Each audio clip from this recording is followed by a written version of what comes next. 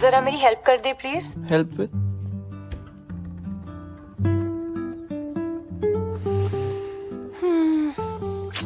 कितना टाइम लगा रहा है? दोस्तों, जरीन खान को भले ही कतरीना कैफ की फोटोकॉपी कहा जाता, लेकिन जरीन खान अपने आप में एक खूबसूरत, हॉट और टैलेंटेड अदाकारा है। एक पठान मुस्लिम खानदान से ताल्लुक रखने वाली जरीन खान आखिर कैसे इतनी मजबूर हो गई कि एक से बढ़कर एक गंदी फिल्मों में उन्हें काम करना पड़ा और कपड़े उतारने पड़े। जरीन खान की जिंदगी के ऐसे बहुत से फैक्ट हैं जिनको बहुत ही कम लोग जानते हैं। दोस्तों, जरीन खान 14 मई 1987 को एक मुस्लिम घराने में पैदा हुए। जरीन खान का जन्म मुंबई में हुआ। इनके आबाओ अजदाद का ताल्लुक अफगानिस्तान से है, जो कि बाद में हिजरत करके मुंबई शिफ्ट हो गए और वहीं पर अपना कारोबार सेटल कर लिया। जरीन खान को पढ़ाई लिखाई का काफ़ी ज़्यादा शौक था और वो पढ़ लिख कर डॉक्टर बनना चाहती थी, लेकिन जब वो 12वीं क्लास में थी तो उनके वालिद ने उनकी माँ को तलाक दे दी और बच्चों को छोड़कर कहीं और शादी कर ली। जरीन खान इस वक्त घर में सबसे बड़ी थी। जरीन के अलावा इनकी फैमिली में एक छोटी बहन और माँ है। घर की सारी जिम्मेदारी जरीन खान के कंधों पर थी, जिस वजह से उन्होंने पढ़ाई को खैरबाद कह दिया और एक कॉल सेंटर में जॉब करना शुरू कर दी। जरीन खान बताती हैं कि उनकी एक कज़न एक एयरलाइन में बतौर एयर होस्टेस जॉब कर रही थी, इसलिए उन्होंने सोचा कि वो भी एयर होस्टेस बनेंगी। लेकिन इस वक्त उनका वजन 100 किलो से भी ज़्यादा था और इतने ज़्यादा वजन के साथ कोई भी कंपनी उन्हें एयर होस्टेस नहीं रख सकती थी। इसलिए कोई भी अच्छी जॉब हासिल करने के लिए उनका फिट होना बहुत ज़रूरी था। इसलिए जरीन खान ने आहिस्ता आहिस्ता अपना वेट लूज़ करना शुरू कर दिया और अपना वेट लूज़ करने के बाद जरीन खान ने मॉडलिंग की दुनिया में अपना कदम रखने का फैसला किया और इसके लिए उन्होंने मुख्तलिफ एडिशंस भी दिए और इसी चक्कर में वो एक फिल्म की शूटिंग वाले सेट पर पहुंचे, जहां पर सलमान खान फिल्म की शूटिंग कर रहे थे। सलमान खान को पहली ही नज़र में जरीन इतनी पसंद आ गई थी कि उन्होंने अंदर ही अंदर फैसला कर लिया था कि अगली फिल्म की हीरोइन जरीन खान ही होंगी।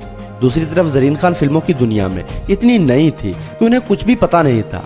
इसी दौरान सलमान खान ने उनसे पूछा कि आपके पास आपकी फ़ोटोज़ हैं, तो जरीन खान ने अपने मोबाइल से अपने स्कूल की फ़ोटो दिखा दी। इस पर सलमान ने पूछा कि आपका पोर्टफोलियो यानी कोई फ़ोटोशॉट जिससे आपकी प्रोफेशनल लुक नज़र आए। खैर, इसके बाद सलमान खान ने इनका फ़ोटोशॉट करवाया और उन्हें सलमान खान की अगली फिल्म वीर का ऑडिशन देने को कहा। जरीन खान ने ऑडिशन दिया और वो इजीली सिलेक्ट हो गई।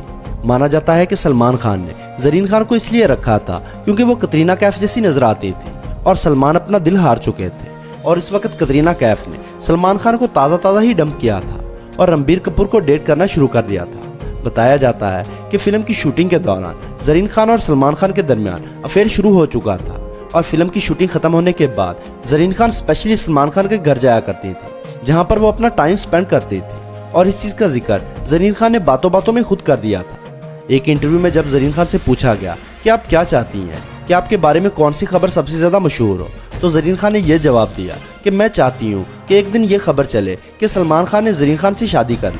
जब जरीन खान को सलमान खान की फिल्म में सिलेक्ट किया गया तो जरीन खान की फैमिली बहुत ही एक्साइटेड थी कि उन्हें सलमान खान के साथ काम करने का मौका मिल रहा था और अब ज़रा उनके घर अच्छे पैसे आना शुरू हो जाएंगे।